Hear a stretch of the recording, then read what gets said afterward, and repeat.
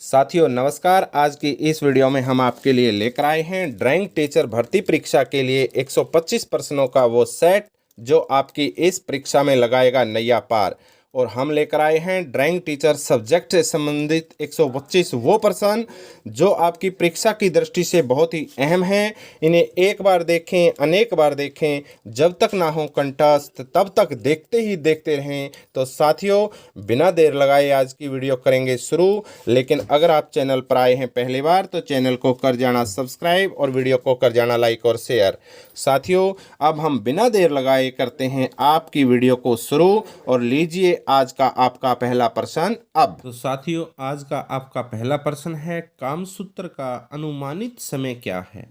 कामसूत्र का अनुमानित समय क्या है? इसका सही जवाब है ऑप्शन नंबर बी, 600 वर्ष पूर्व ईसा पूर्व। 600 वर्ष ईसा पूर्व। तो सेकंड क्वेश्चन है, जयमंगला क्या है? तो आपका सही जवाब है साथियों ऑप्शन नंबर सी, यशोधर पंडित की कामसूत्र की टीका। तो जयमंगला क्या है? तो ऑप्शन नंबर सी, यशोधर पंडित की कामसूत्र की टीका। तो साथियों इस प्रकार आपके क्वेश्चन 2 पूरे हुए। प्रश्न नंबर 3, अवलोकितेश्वर कहाँ पाए जाते हैं? अवलोकितेश्वर कहाँ पाए जाते हैं? तो आपका सही जवाब है अजंता की गुफाओं में। ऑप्शन नंबर ए आपका सही जवाब है। तो प्रश्न नंबर साथियों 4, पुरी का जगन्नाथ मंदिर किसे समर्पित है? पुरी का जगन्नाथ मंदिर किसे समर्पित है? तो इसका सही जवाब है श्री कृष्ण बलराम सुभद्रा को। तो ऑप्शन सी आपका सही जवाब था। प्रश्न नंबर 5, प्रथम बौद्ध मूर्ति कहाँ पाई गई? तो प्रथम बौद्ध मूर्ति पाई गई मथुरा में। ऑप्शन बी आपका सही जवाब है। प्रश्न नंबर 6, त्रिमूर्ति कहाँ पर स्थित है? तो साथियों ये है एलिफेंटा की गुफाओं में। त्रिमूर्ति कहाँ पर स्थित है? एलिफेंटा की गुफाओं में। ऑप्शन नंबर डी आपका सही जवाब है। प्रश्न नंबर 7, भारतीय कला का स्वर्ण युग कौन सा कहलाता है? तो साथियों ऑप्शन नंबर ए, 400 से 700 ईस्वी पूर्व। तो 400 से 700 ईस्वी तक भारतीय कला का स्वर्ण युग कहलाता है। तो प्रश्न नंबर 8 है आपका साथियों ये, आज के अर्थ में कला का सर्वप्रथम प्रयोग किसने किया? तो आज के अर्थ में कला का सर्वप्रथम प्रयोग किया भरत मुनि ने। ऑप्शन नंबर बी आपका सही जवाब। प्रश्न नंबर 9, नृत्य संगीत का दृश्यीकरण है, यह उक्ति किसकी है? तो ये है साथियों सुमन लेंगर की। नृत्य संगीत का दृश्यीकरण है, यह उक्ति किसकी है? तो ये है सुमन लेंगर की। ऑप्शन नंबर सी आपका सही जवाब। प्रश्न नंबर 10 साथियों आपका ये है, कामसूत्र में चित्रकला को क्या नाम दिया गया? तो कामसूत्र में चित्रकला को नाम दिया गया साथियों आलेख्य। तो कामसूत्र में चित्रकला को आलेख्य नाम दिया गया। ऑप्शन ए आपका सही जवाब। प्रश्न नंबर 11, कामसूत्र की टीका किसने दी? तो यशोधर पंडित ने दी कामसूत्र की टीका। ऑप्शन नंबर डी प्रश्न नंबर 11 का सही जवाब। प्रश्न नंबर 12 है, चित्रकला का प्राचीन नाम क्या था? आलेख्य था साथियों चित्रकला का प्राचीन नाम। ऑप्शन नंबर सी आपका सही जवाब। प्रश्न नंबर 13, बौद्ध कला के प्राचीन चित्र कहाँ मिलते हैं? तो बौद्ध कला के जो प्राचीन चित्र हैं साथियों वो आपके मिलते हैं अजंता और बाग में। यानी प्रश्न नंबर आपका जो 13 है उसका सही जवाब है आपका ऑप्शन नंबर ए। प्रश्न नंबर 14, तो प्रश्न नंबर 14 साथियों, वास्तुकला की दृष्टि से चैत्य का दूसरा नाम क्या था? तो वास्तुकला की दृष्टि से चैत्य का सही नाम था साथियों आपका स्तूप, क्योंकि चैत्य और स्तूप ये समाधि होते थे और ये चैत्य और स्तूप एक बात थी। तो नेक्स्ट क्वेश्चन है प्रश्न नंबर 15, स्तूप किसकी विशेषताएं बताते हैं? तो ये बताते हैं वास्तुकला की। ऑप्शन नंबर सी आपका सही जवाब है। स्तूप किसकी विशेषताएं बताते हैं? तो वास्तुकला की। प्रश्न नंबर 16 है साथियों, स्तूप कला का चलन कब से हुआ? तो इसका आपका सही जवाब है अशोक। स्तूप कला का चलन अशोक के समय में हुआ। ऑप्शन नंबर बी आपका सही जवाब था। तो प्रश्न नंबर 17 की ओर चलते हैं। अब सांची का स्तूप किस सम्राट के काल का है? तो सांची का स्तूप है सम्राट अशोक के काल का। ऑप्शन नंबर ए आपका सही जवाब। प्रश्न नंबर 18 है, सांची का स्तूप किस पत्थर से बना है? तो सांची का जो स्तूप है वो लाल रंग के बलुए पत्थर से बना है। तो ऑप्शन नंबर ए आपका सही जवाब है। प्रश्न नंबर 19 साथियों, अशोक ने लगभग कितने स्तूपों को बनवाया? तो 84,000 स्तूपों को बनवाया था अशोक ने। तो ऑप्शन नंबर डी आपका सही जवाब है। तो साथियों, मुझे पूरी उम्मीद है कि आप इन प्रश्नों को अच्छी प्रकार से कर रहे होंगे और ये वो प्रश्न हैं जो आपकी ड्राइंग अध्यापक परीक्षा में आने वाले हैं, क्योंकि ये बड़े इंपॉर्टेंट प्रश्न हैं, इन्हें अच्छे से कर लेना है। तो प्रश्न नंबर 20 की ओर चलते हैं। बरहुत स्तूप का पता 1973 में किसने लगाया? तो साथियों, सर अलेक्जेंडर ने लगवाया था बरहुत स्तूप का 1973 में पता। प्रश्न नंबर 21 है, बरहुत स्तूप किस काल का है? तो ये शुंग काल का है। तो बरहुत स्तूप शुंग काल में बनाया गया था। प्रश्न नंबर 22 है, गंधार शैली का मुख्य विषय क्या था? गंधार शैली का मुख्य विषय बौद्ध धर्म से संबंधित था। यानी जो गंधार शैली है वो बौद्ध धर्म से संबंधित है। तो बौद्ध धर्म और गंधार शैली में आपस में संबंध है। प्रश्न नंबर साथियों 23। प्रश्न नंबर 23 है आपका, मथुरा काल में किन धर्मों का संगम दिखाई देता है? तो मथुरा काल में ब्राह्मण, जैन तथा बौद्ध का संगम दिखाई देता है। प्रश्न नंबर 23 का ऑप्शन नंबर ए सही जवाब है। प्रश्न नंबर 24, मथुरा की मूर्ति कला पर किसका प्रभाव दिखाई देता है? मथुरा की मूर्ति कला पर किसका प्रभाव दिखाई देता है? तो इसका आपका सही जवाब है ऑप्शन नंबर सी, गंधार शैली। तो नेक्स्ट क्वेश्चन है प्रश्न नंबर 25, गंधार मूर्ति शिल्प किस पत्थर से बना है?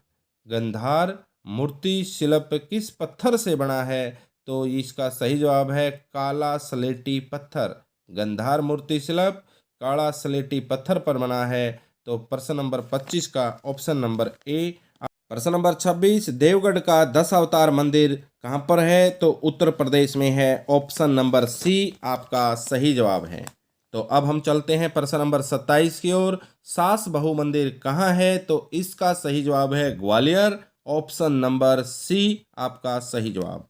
प्रश्न नंबर 28, अमरावती की मूर्तियों पर किसका प्रभाव दिखाई देता है? तो इसका सही जवाब है रोमन शैली। अमरावती की मूर्तियों पर रोमन शैली का प्रभाव दिखाई देता है।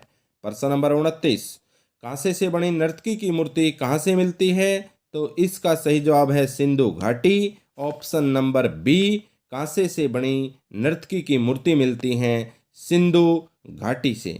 तो साथियों, नेक्स्ट प्रश्न क्वेश्चन नंबर 30 है, लोथल जो गुजरात में है उसकी खुदाई कब हुई? 1953 इसका सही जवाब है। प्रश्न नंबर 31, गुप्त काल में मूर्ति कला का केंद्र था मथुरा, पाटलिपुत्र, सारनाथ, ये सारे के सारे थे, इसलिए उपयुक्त सभी इसका सही ऑप्शन है। प्रश्न नंबर 32, अमृतसर में स्वर्ण मंदिर के निर्माण के लिए भूमि प्रदान करने वाला मुगल सम्राट था। तो वो था साथियों अकबर। ऑप्शन नंबर ए आपका सही जवाब है। तो अमृतसर में स्वर्ण मंदिर के निर्माण के लिए भूमि प्रदान करने वाला मुगल सम्राट अकबर था। तो अब हम चलते हैं प्रश्न नंबर 33 की ओर। गुप्त स्तंभ कितने प्रकार के होते हैं? तो साथियों, गुप्त स्तंभ कितने प्रकार के होते हैं? इसका सही जवाब है एक, ऑप्शन नंबर डी। प्रश्न नंबर 34, सुप्रसिद्ध बनी ठनी आधारित है। तो ये किशनगढ़ शैली पर आधारित है। बनी ठनी एक बड़ा ही फेमस चित्र है और ये किशनगढ़ शैली में ही बना था, इसलिए ऑप्शन नंबर डी इसका सही जवाब है। प्रश्न नंबर 35 है आपका, ये ताजमहल को किस देश के कारीगरों की सहायता से बनवाया गया? तो इसका सही जवाब है फारस। ऑप्शन नंबर बी, ताजमहल को फारस के कारीगरों की सहायता से बनवाया गया था। प्रश्न नंबर 36, अजंता शैली को गुप्त शैली के नाम से संबोधित किया तो किसने किया? पर्सी ब्राउन ने किया था। तो नेक्स्ट क्वेश्चन है प्रश्न नंबर 37, अजंता गुफा में अधिकतर नारी अर्धनग्न रूप में चित्रित है, इन चित्रों के दर्शन होते हैं शालीनता। आपका सही जवाब है ऑप्शन नंबर डी आपका सही जवाब है। तो अजंता गुफा में अधिकतर नारी अर्धनग्न रूप में चित्रित हैं, तो इन चित्रों के दर्शन शालीनता में ही होते हैं। तो आपका इस प्रकार प्रश्न नंबर 37 कंप्लीट हुआ। प्रश्न नंबर 38, अजंता के चित्रों में रेखाओं का प्रयोग हुआ है, ये प्रवाह में। ऑप्शन नंबर बी आपका सही जवाब है। तो नेक्स्ट है 39, अजंता की चित्रकारी किस शैली पर आधारित है? तो अजंता की जो चित्रकारी है वो देव शैली पर आधारित है, तो आपका ए सही जवाब है। प्रश्न नंबर 40, अपभ्रंश शैली में किस प्रकार के रंगों का प्रयोग अधिक हुआ? तो ऑप्शन नंबर सी सही जवाब है, सुनहरा। प्रश्न नंबर 41, अपभ्रंश शैली में अंग प्रत्यंग कैसे बने? तो साथियों स्थिरता और अक्कड़ इसका सही जवाब है। अपभ्रंश शैली में अंग प्रत्यंग बने, स्थिरता और अक्कड़ आपका सही जवाब। प्रश्न नंबर 42, धीमान और वितपाल किस शैली के चित्रकार हैं? तो सही जवाब है पाल शैली के। धीमान और वितपाल पॉल शैली के चित्रकार हैं। प्रश्न नंबर 43, पॉल शैली के संरक्षक कौन थे? तो नाम से ही पता है, पॉल शासक ही इसका सही जवाब है, ऑप्शन नंबर बी। 44, जैन शैली को अपभ्रंश शैली किस विद्वान ने कहा? तो राय कृष्ण दास इसका सही जवाब है। प्रश्न नंबर 45, जैन शैली को पश्चिम भारतीय शैली किस विद्वान का मत है? तो जैन शैली को पश्चिम भारतीय शैली किसने कहा? आनंद कुमार स्वामी आपका सही जवाब है। प्रश्न नंबर 45 का आनंद कुमार स्वामी सही जवाब। 46, एलिफेंटा गुफा जहाँ स्थित है उस स्थान का क्या नाम है? तो धारापुरी टापू उसको कहते हैं, ऑप्शन नंबर ए। एलिफेंटा गुफा जहाँ स्थित है उस स्थान को धारापुरी टापू कहते हैं। प्रश्न नंबर 47 है, 64 योगिनी मंदिर किसको समर्पित है? तो ये विष्णु भगवान को समर्पित है, ऑप्शन नंबर डी आपका सही जवाब है 64 योगिनी मंदिर का। प्रश्न नंबर 48 है, खजुराहो में कुल कितने मंदिर हैं? तो 30 मंदिर है आपका सही जवाब, 30 सही जवाब है। प्रश्न नंबर 49, खजुराहो मंदिर की शैली कैसी है? तो ये इसकी शैली है साथियों नागर, तो नागर शैली में बने हुए हैं खजुराहो के मंदिर। तो प्रश्न नंबर 50 है आपका, ये कंदरिया मंदिर में कितने रूप चित्र उत्कीर्ण हैं? तो इसका सही जवाब है 900, ऑप्शन बी आपका सही जवाब। प्रश्न नंबर 51, कंदरिया महादेव मंदिर की लंबाई चौड़ाई कितनी है? 120 फुट गुणा में 66 फुट, ये ऑप्शन आपका सही जवाब है, ऑप्शन ए आपका सही जवाब है। तो प्रश्न नंबर 52 करते हैं साथियों। अब तंजौर के मंदिरों में प्रसिद्ध मंदिर कौन सा है? वर्धेश्वर इसका सही जवाब है। तो नेक्स्ट क्वेश्चन है, वर्धेश्वर मंदिर की पहली मंजिल की दीवार पर शंकर की कितनी मुद्राओं का प्रदर्शन हुआ है? 108 सही जवाब है, यानी बी आपका सही जवाब है। सीतन वासल की गुफा की खोज का श्रेय किसे प्राप्त हुआ? तो प्रोफेसर दुर्बिल इसका सही जवाब है। तो शीतलवासल प्रोफेसर दुर्बल। प्रश्न नंबर 55, शीतलवासल किस राज्य के अंतर्गत आता है? तो ये तमिलनाडु के अंदर आता है साथियों, ऑप्शन सी आपका सही जवाब है। शीतलवासल तमिलनाडु के अंदर है। प्रश्न नंबर 56, श्रीलंका में स्थित सिगिरिया में कुल कितनी गुफाएं हैं? 6 इसका सही जवाब है, ऑप्शन सी। प्रश्न नंबर 57, जोगीमारा गुफा किस पहाड़ी में स्थित है? तो रामगढ़ इसका सही जवाब है, option number D. Next question 58, Jogimara गुफा की लंबाई क्या है? तो ये ऑप्शन नंबर ए इसका सही जवाब है, 9 मीटर गुणा में 4.5 मीटर। लेकिन साथियों इसको माना ऐसा भी जाता है कि 10 गुणा 10 भी इसको माना जाता है। तो 9 मीटर गुणा 4 मीटर वैसे इस हिसाब से ठीक है, लेकिन इसको 10 गुणा 10 भी माना जाता है, तो ये भी आपका सही जवाब बन सकता है यदि ये आए तो। प्रश्न नंबर 59, बहुचर्चित एवं सुप्रसिद्ध जिराफ ग्रुप का चित्र कहाँ से प्राप्त हुआ? तो ये हुआ साथियों आदमगढ़ से। बहुचर्चित एवं सुप्रसिद्ध जिराफ ग्रुप का चित्र कहाँ से प्राप्त हुआ? तो ऑप्शन नंबर डी आपका सही जवाब है, आदमगढ़। प्रश्न नंबर 60, भीमबेटका से प्राप्त होने वाले चित्र अधिकतर किस रंग के बने? तो लाल रंग इसका सही जवाब है। भीमबेटका के अंदर जो चित्र हैं वो अधिकतर लाल रंग के बने हैं। तो अब हम चलते हैं प्रश्न नंबर 61 की ओर।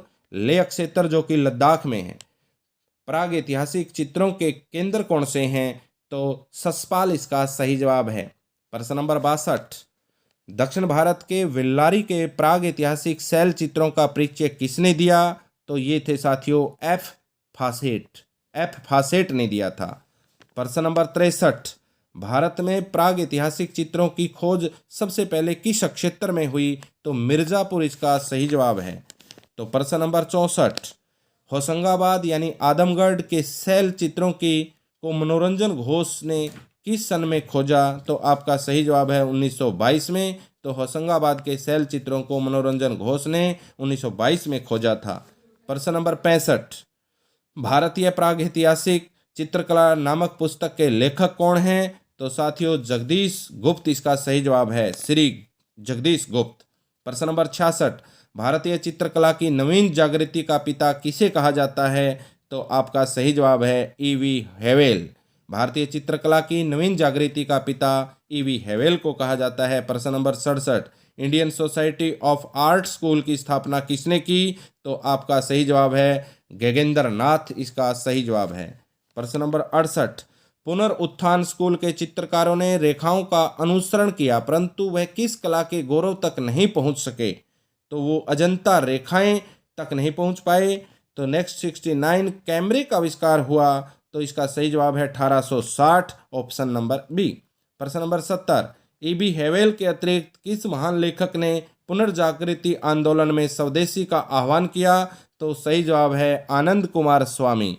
ईबी हेवेल के साथ आनंद कुमार स्वामी ने भी पुनर्जागृति आंदोलन में स्वदेशी का साथियों आह्वान किया है। तो इस प्रकार आपके प्रश्न 70 कंप्लीट हुए। मुझे उम्मीद है कि आप साथ के साथ इन प्रश्नों को बड़े प्यार से, बड़े इत्मीनान से, बड़े ध्यान से कर रहे होंगे, क्योंकि आगामी परीक्षाओं में आपके लिए बढ़ने वाले हैं संजीवनी, आपकी लगाने वाले हैं नैया पार। तो चलिए प्रश्न नंबर 71 की चलते हैं।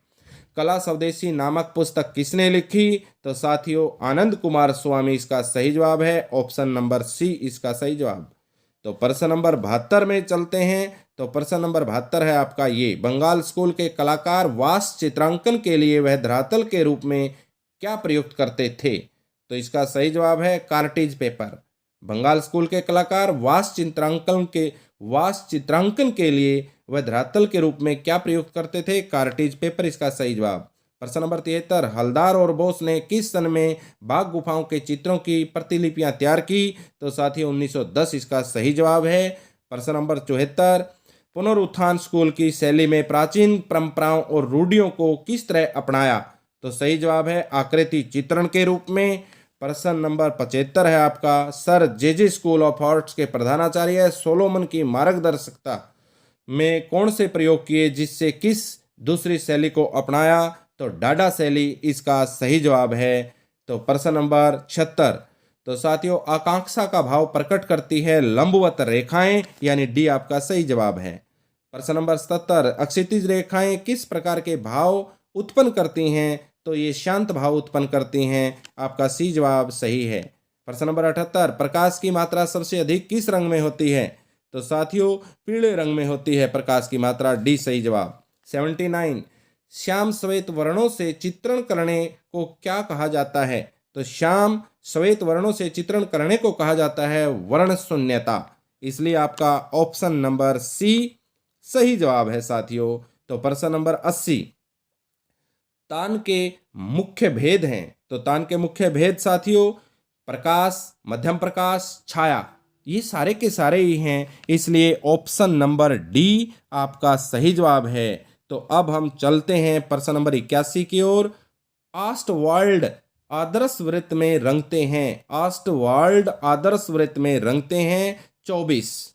तो नेक्स्ट क्वेश्चन है 82, वर्ण चक्र में स्थित आमने सामने के वर्ण कहलाते हैं, वर्ण चक्र में आमने सामने के वर्ण कहलाते हैं विरोधी वर्ण, ऑप्शन ए आपका सही जवाब। प्रश्न नंबर 83, सर्वप्रथम दृष्टि को आकर्षित करने वाले रंग हैं, तो ये हैं अग्रगामी रंग। सर्वप्रथम दृष्टि को आकर्षित करने वाले रंगों को कहते हैं अग्रगामी रंग, ए आपका सही जवाब। 84, लिथोग्राफी की खोज किसने की? अलॉय सेनफेल्डर ने की। लिथोग्राफी की अलॉय सेनफेल्डर ने की। लिथोग्राफी की खोज किस सदी में हुई? तो आपका सही जवाब है ऑप्शन नंबर ए। प्रश्न नंबर 86, ग्राफिक विद्या नहीं है, तो साथियों ब्लॉन ब्लॉट्स ग्राफिक विद्या नहीं है। प्रश्न नंबर 87, एक्रेलिक रंगों के लिए प्रयुक्त माध्यम है, तो जेल, ग्लास, मैट सारे के सारे हैं, डी आपका सही जवाब है। भारत कला भवन कहाँ स्थित है? तो साथियों ऑप्शन नंबर डी वाराणसी आपका सही जवाब है। 89, गंगा स्वर्ण जयंती संग्रहालय कहाँ स्थित है? आपका सही जवाब है बीकानेर। ऑप्शन डी आपका सही जवाब है। प्रश्न नंबर 90, नगर पालिका संग्रहालय कहाँ स्थित है? तो यह है इलाहाबाद के अंदर। ए आपका सही जवाब।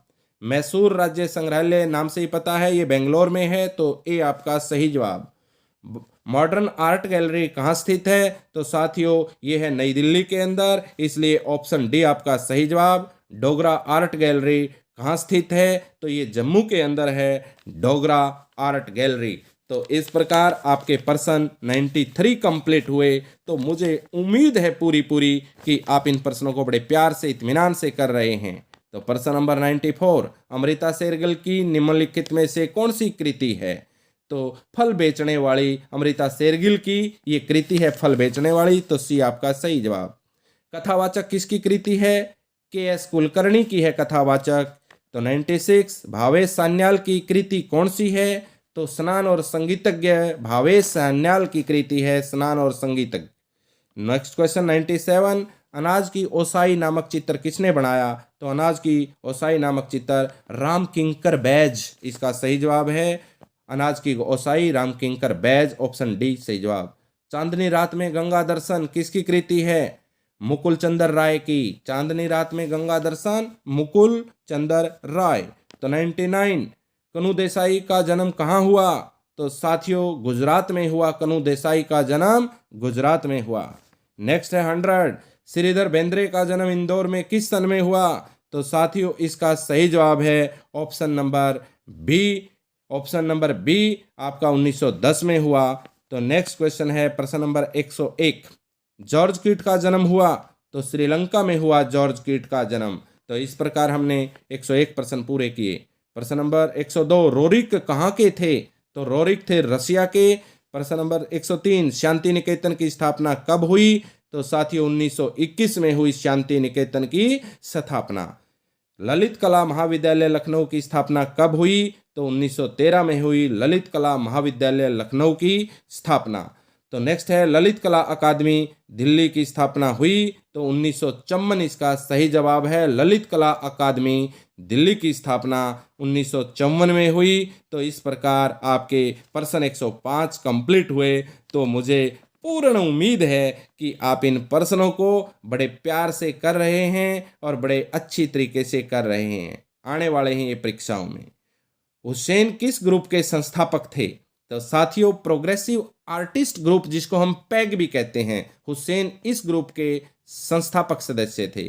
आर डी रावल का पूरा नाम है? तो आर डी रावल रसिक दुर्गाशंकर रावल, रसिक दुर्गाशंकर रावल। तो प्रश्न नंबर 8, कछवाहा शैली तथा ढूंढार शैली को किस नाम से जाना जाता है? तो जयपुर शैली भी इसे कहा जाता है। प्रश्न नंबर 109, जयपुर शैली का संरक्षण किस राजवंश द्वारा हुआ? तो साथियों कछवाहा वंश इसका सही जवाब है। जयपुर शैली का संरक्षण किस राजवंश में हुआ? कछवाहा वंश। तो कुल्लू शैली का प्राचीन नाम क्या है? तो साथियों कुल्लू शैली का प्राचीन नाम है Kulut. Option number A Kulut. Kullu शैली प्रकाश में लाने का श्रेय किसे जाता है? तो साथियों कुल्लू शैली को लाने का जेसी फ्रेंच को जाता है। कुल्लू शैली के प्रमुख चित्रकार थे तो सजनू और भगवान। तो सजनू भगवान इसके चित्रकार थे। नेक्स्ट है शैली मंडी शैली की मुख्य पहचान है? तो मंडी शैली की मुख्य पहचान है भारी मुखमंडल और छोटा कद। मंडी शैली की मुख्य पहचान है भारी मुखमंडल और छोटा कद। तो प्रश्न नंबर 14, चंबा शैली को प्रोत्साहित किसने किया था? तो राज सिंह इसका सही जवाब है। चंबा शैली को प्रोत्साहित करने वाले तो राज सिंह है साथियों। नेक्स्ट आपका जम्मू शैली का मुख्य चित्रकार था? तो इसका सही जवाब है नैनसुख। जम्मू शैली का मुख्य चित्रकार नैनसुख को जाना जाता है और नैनसुख ही जम्मू शैली के मुख्य चित्रकार हैं। और ये प्रश्न आपका कंपटीशन के लिहाज से बहुत ही अहम बनता है और कई बार पेपरों में ये आता भी है। 1975 में अंग्रेजों द्वारा लाहौर में स्थापना हुई तो स्कूल ऑफ आर्ट्स की 1975 में अंग्रेजों के द्वारा लाहौर में स्थापना हुई थी स्कूल ऑफ आर्ट्स की। तो अब हम चलते हैं प्रश्न नंबर 117 की ओर। 10 गुरुओं के चित्र किस शैली में बनाए गए? तो सिख शैली में बनाए गए 10 गुरुओं के चित्र। तो नेक्स्ट, गुजरात में लोक शैली को किस नाम से जाना जाता है? तो साथियों, साथिया के नाम से जाना जाता है। तो गुजरात में लोक शैली को किस नाम से जाना जाता है? साथिया इसका सही जवाब है, ऑप्शन ए इसका सही जवाब है। कंपनी शैली का दूसरा नाम क्या है? तो कंपनी शैली का दूसरा नाम है पटना शैली। तो पटना शैली को ही कंपनी शैली कहा जाता है। ये पटना शैली के चित्रकार झुमकलाल, हुलासलाल, जयराम दास रहे। इनके अतिरिक्त मुख्य चित्रकार कौन थे? तो सेवकराम भी पटना शैली के ही चित्रकार थे। झुमकलाल, हुलासलाल, जयराम दास के साथ सेवकराम भी। तो नेक्स्ट क्वेश्चन है प्रश्न नंबर 121। कंपनी शैली का मुख्य केंद्र रहा? तो पटना ही रहा कंपनी शैली का, और इसीलिए इसको पटना शैली भी कहा जाता है। प्रश्न नंबर 22। रेखाओं के स्थान पर छाया प्रकाश का कुशल प्रयोग हुआ? तो रेखाओं के स्थान पर छाया प्रकाश का कुशल प्रयोग हुआ, ये पटना के अंदर हुआ। तो पटना इसका सही जवाब है, ऑप्शन सी इसका सही जवाब है। काली घाट या बाजार शैली का प्रचलन कहाँ से हुआ? काली घाट या बाजार शैली का प्रचलन हुआ साथियों कलकत्ता के काली मंदिर से, ऑप्शन बी आपका सही जवाब। प्रश्न नंबर 24 यानी 124। काली घाट के मुख्य चित्रकार रहे? तो एनसी घोष व केसी घोष काली घाट के प्रमुख चित्रकार रहे। प्रश्न नंबर 125 और लास्ट प्रश्न, fine art in India and Ceylon नामक पुस्तक के लेखक कौन हैं? तो साथियों Vincent Smith fine art in India and Ceylon के नामक पुस्तक के लेखक हैं विसेंट स्मिथ। तो मुझे उम्मीद है इन 125 प्रश्नों के सहारे आप चित्रकारी का बड़ा शैलियों का बड़ा अच्छा ज्ञान हुआ होगा, और आने वाली परीक्षाओं में ये बेहद आपके काम आएंगे। और साथियों आपकी ड्राइंग की जो परीक्षा होनी है उस परीक्षा में तो ये संजीवनी का काम करेंगे, इन्हें अच्छे से तैयार कर लेना है। और वीडियो यदि अच्छी लगी तो चैनल को सब्सक्राइब कर लेना है। तो आज की इस वीडियो में इतना ही, अगली वीडियो में फिर मिलेंगे, तब तक के लिए आपका धन्यवाद। जय हिंद, वंदे मातरम।